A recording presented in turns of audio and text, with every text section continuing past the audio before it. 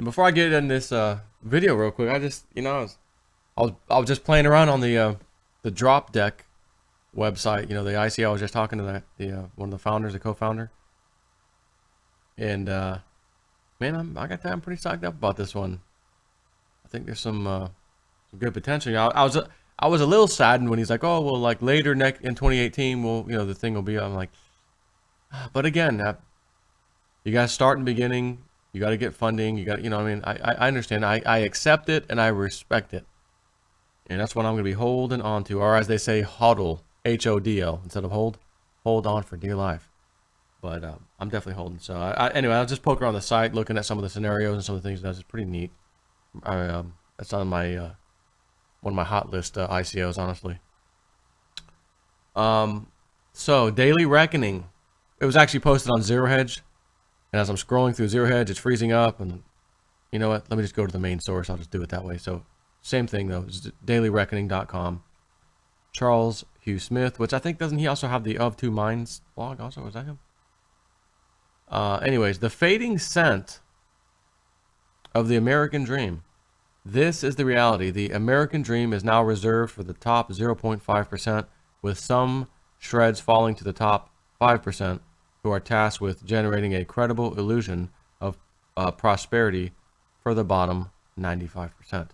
The question about who still has access to the American dream is starkly answered by this disturbing chart, which I do. It's small, but I do want to show you. And again, it leads me. I can't believe how many times this stuff leads me back to cryptos.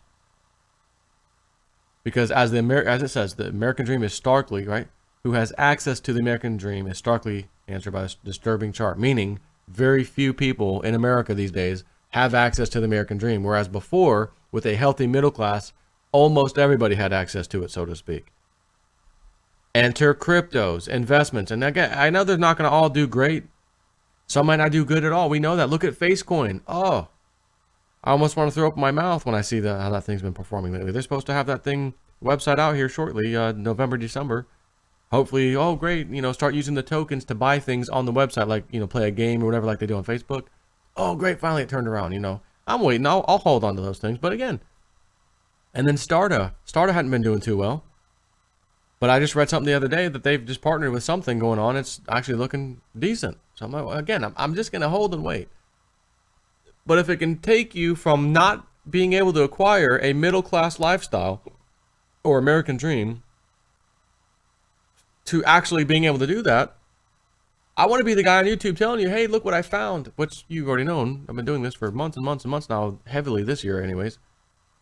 And, to help give you the possibility of living the American dream. You know what I mean? It's still there. It's just very hard to touch. But look, again, the red line. The super wealthy garner virtually all the income growth. Now it's reversed. The higher income, the higher the growth rate. See, again, 1980, lower income households had the highest growth.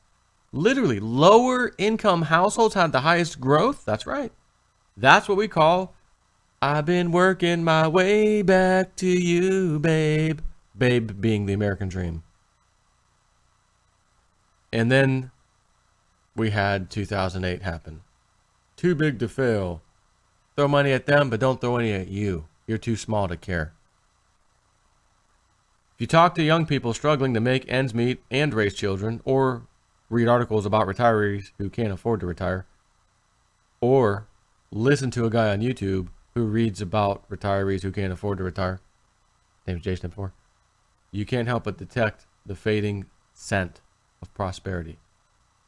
Unless we can really make out with these cryptos. Wouldn't that be the story of our lifetimes? It has steadily been lost to stagnation, underreported inflation and soaring inequality, a substitution of illusion for reality bolstered by the systemic corruption of authentic measures of prosperity and well-being, kappa kappa, etc., etc. I felt like I was reading Willy Wonka there.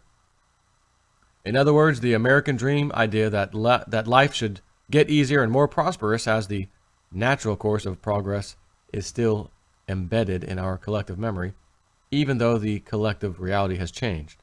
For the bottom 95%, life is typically getting harder and less prosperous as the cost of living rises. Wages are stagnant and the demands on workers increase. Meanwhile, the asset bubbles inflated by central banks have enriched the top 10% of households, which own over 75% of all assets and take home over 50% of all household income. Yeah, little slight problem there, if I don't mind saying so. The vast majority of household wealth is held by the top few households. The top 0.1% own roughly 25% of all U.S. household wealth. The top 1% own about 40%, and so on. So the households between 80 and 95% own a very modest percentage of what the top 96 to 99% own. Median household income, using the Consumer Price Index measure of inflation, which grossly underestimates real inflation, has gone nowhere since 2000. If income were adjusted by real inflation, it would show a 20% decline in purchasing power for all but the top 5%. Clearly, our political financial system, and that's really like one word, political financial system, and the policies of central banks have combined to concentrate wealth and income in the top of the wealth income pyramid.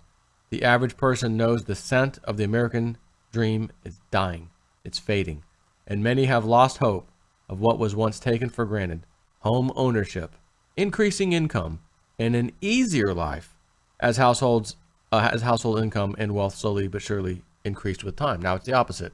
Your wealth is decreasing, your bills, household prices going up, and I got to get a second job. Remember the old lady? One of my favorite speeches George Bush was giving. Papa, not Papa. This was Junior. The lady up front, old, clearly an older lady who probably should be retired. I have to work 3 jobs. She wasn't saying that like I'm proud that I'm working 3 jobs. And George Bush's reply was, isn't that amazing? Truly American. Truly American. Like, yeah, you're working 3 jobs. Freaking dodo bird. Clearly our political system is screwed, right? But the collective memory of the American dream remains. People feel they should be able to take a vacation, should be able to buy a starter home, should be free of constant worry about paying the bills, and so on. With this collective memory still in place, people naturally start feeling a pervasive sense of betrayal. The system implicitly promised everyone who worked a lifetime security and increasing prosperity. Official claims to prosperity are out of alignment with reality, and so expectations are out of alignment with reality. This creates a highly combustible and dangerous dynamic, as the emotions of betrayal and despair are volatile. So in other words, if 90% of the workforce expects to be poor their entire lives, has no thought of ever owning a house, anticipates scraping by their whole lives, senior years, etc., then their expectations are aligned with the realities of a hierarchical power law economy and social structure. Low expectations are difficult to dash. A sense of injustice and betrayal arise, along with a sense that something has gone profoundly wrong with the society and the economy. This dynamic has yet to fully play out, but it will. Whatever you think of Trump, his election isn't the problem. It's merely a symptom of much deeper forces that will sweep our corrupt and rotten to the core status quo into the dustbin of history. What can be done if you want to build a financial future? Almost every asset class is in a bubble right now. So the question of where to invest one's capital has become particularly vexing. Buying assets at nosebleed valuations in the hopes of earning another 5% aren't very compelling to anyone pursuing common sense risk management. As it happens, I wrote a whole book on this vexing question, An Unconventional Guide to Investing in Troubled Times. I can't summarize all the ideas presented in the book in one brief article, but some basic principles will serve us well when bubbles are abound. Number 1, risk cannot be disappeared. It can only be masked or transferred to others. When anyone claims an investment is low risk, they're actually claiming either A, the risk has been obscured by fancy footwork or false claims, or B, the risk has been transferred to some mark, chump, or bag holder. Nowadays, that usually means the taxpayer, as profits are private, but the losses are socialized. Number 2, value flows to what's scarce. As economist Michael Spence and his colleagues have noted, conventional capital, the kind issued by central banks and private banks, is not scarce and therefore has little value. Ditto for conventional labor. This is why the returns on conventional capital and labor are so low. Spencer et al. Suggests that what's scarce in today's global economy are ideas that create new business models, new productivity tools, and new goods and services, labor, capital, and ideas in the power law economy. This suggests an investment strategy of identifying what's scarce or what will soon be scarce before everyone else. Number 3, many things that are scarce and thus valuable cannot be bought on the global marketplace. The number of examples of this is the number one example, of this is of course health, which is priceless because even having millions won't buy your health back when it's been lost. Yes, you can get patched up with stents or costly meds or maybe score a black market organ harvested from some unfortunate prisoner somewhere, but all this sort of thing merely keeps you alive. It doesn't actually restore health. So any investment in health will pay extremely high dividends. It doesn't take a ton of cash to invest in one's health. Most of the investment is behavioral. Other examples of what can't be bought in the same way stocks, bonds, and housing can be purchased. Meaningful work, communities with a collective memory of how to get things done in the real world, a functioning community economy, etc. Investing in work you find fulfilling. And by the way, here's another thing. Memory of communities with a collective memory of how to get things done in a real world, a functioning community economy, etc. Even though we're worlds apart potentially, some of you and myself, we live in different states, we live in different countries, whatever. We're combined as a community of blockchain technology investors. So even though we're remote, we are a community. And look at how that's going. It's taking off, right? Good news. Investing in work you find fulfilling and meaningful, again, blockchain, I'm happy with that, pays dividends that can't be bought on the marketplace. Once again, investing in one's skills and social or intellectual capital doesn't require much cash. Thanks to YouTube University and many other free or low-cost sources, anyone can start acquiring the 8 essential skills I lay out in my book. Get a job, build a real career, and defy a bewildering economy. The basic idea is to learn how to build your own career and job. Number 4, comparing the relative value of various assets helps identify what's relatively overvalued and undervalued. The key word here is relative.